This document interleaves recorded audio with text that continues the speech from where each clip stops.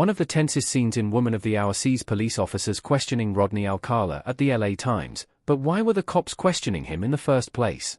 Anna Kendrick's directorial debut tells the shocking true story of a notorious serial killer who appeared as a bachelor on the TV show The Dating Game in 1978.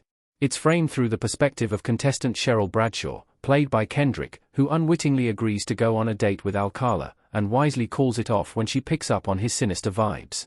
The movie primarily focuses on Cheryl and Alcala's appearance on The Dating Game, but that storyline is intercut with various flashbacks and flash-forwards to key events in Alcala's murder spree.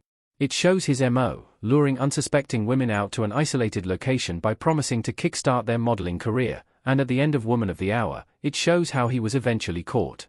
Throughout his years as a serial killer, Alcala mostly avoids any trouble with the law, but one unexplained scene shows him being questioned by the police. The police were actually questioning Rodney Alcala about the Hillside Strangler case. Alcala was a suspect because he was a known sex offender. One of the film's most suspenseful sequences sees Alcala bragging about his adventures to anyone who will listen at the offices of the LA Times. One of his colleagues comes over and tells him there are some people there who would like to see him. He assumes it's more admirers, but it turns out it's the police. While the movie shows Alcala being questioned by the police, and looking pretty nervous that they'll figure out who he is, it never reveals what the questioning was actually about. In real life, Alcala was questioned at the Times by members of the Hillside Strangler Task Force, due to his status as a known sex offender. The Hillside Strangler murders had begun with the deaths of 2 sex workers, so authorities were looking into locals who had previously been found guilty of sexual violence, and that included Alcala. Although the Hillside Strangler was initially believed to be one killer, it later turned out to be 2 killers, Kenneth Bianchi and Angelo Buono, working together.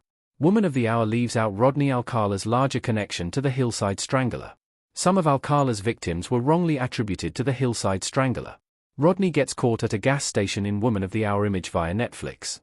Alcala was ruled out as the Hillside Strangler, as is suggested by the fact that the movie never follows up on the police questioning scene, but there is a connection between Alcala and the Hillside Stranglers that Woman of the Hour leaves out. Some of Alcala's victims were thought to be victims of the Hillside Strangler before Alcala was finally caught and his murders came to light. As revealed at the end of Woman of the Hour, Alcala was arrested in the summer of 1979, sometime between the arrest of the first Hillside Strangler and the arrest of his partner.